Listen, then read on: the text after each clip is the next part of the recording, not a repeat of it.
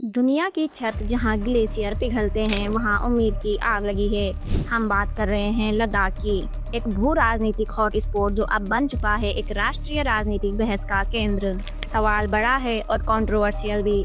लद्दाख में आग किसने लगाई? वो हीरो जिसको पूरा देश 3 इडियट्स की प्रेरणा के रूप में जानता है।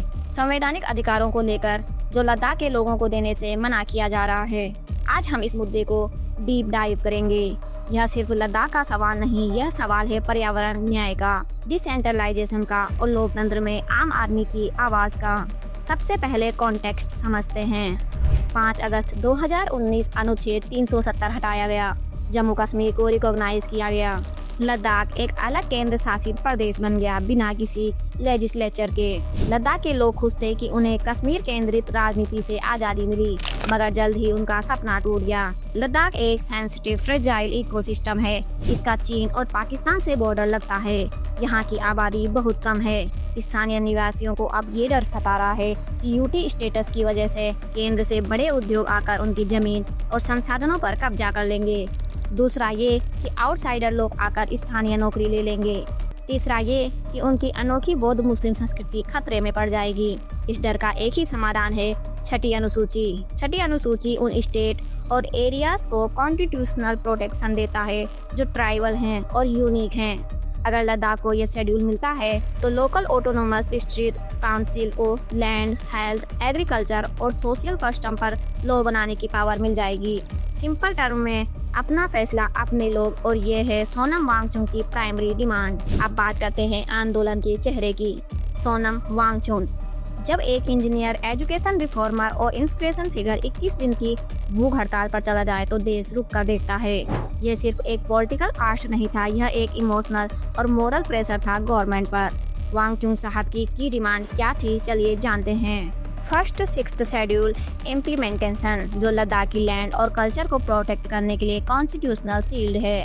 Second, statehood for Ladakh, full democratic rights और लोकल रिप्रेजेंटेशन के लिए।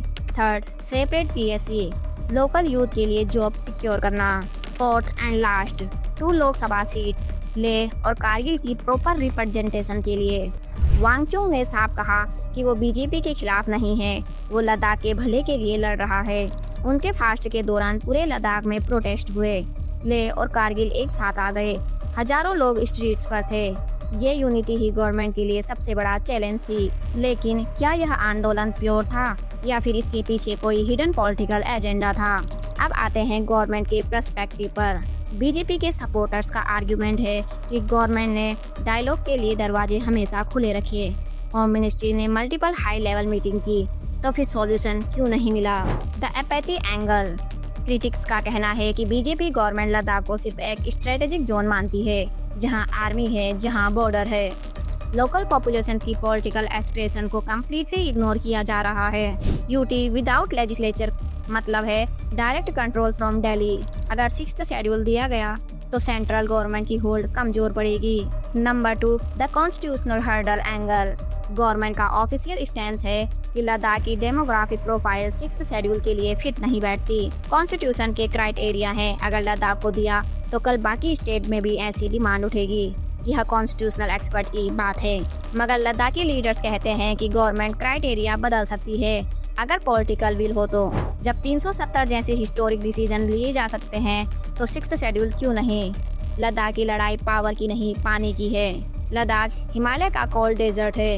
यहाँ की इकोनॉमी और कल्चर पूरी तरह से ग्लेशियर और उनसे आने वाला पानी पर डिपेंड करती है। वांगचुक और लोकल्स का सबसे बड़ा फियर यही है कि 6th शेड्यूल के बिना सेंटर की पॉलिसीज अनसस्टेनेबल टूरिज्म और अनरेगुलेटेड इंडस्ट्रियल प्रोजेक्ट को बढ़ावा देगी।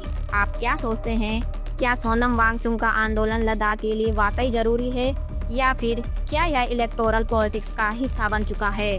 अपनी राय जरूर कमेंट सेक्शन में शेयर करें। इस वीडियो को लाइक करें और चैनल को सब्सक्राइब करें ताकि हम ऐसे ही कॉम्प्लेक्स नेशनल इश्यूज को आप तक सरल भाषा में पहुंचाते रहें। Thank you. जय हिंद।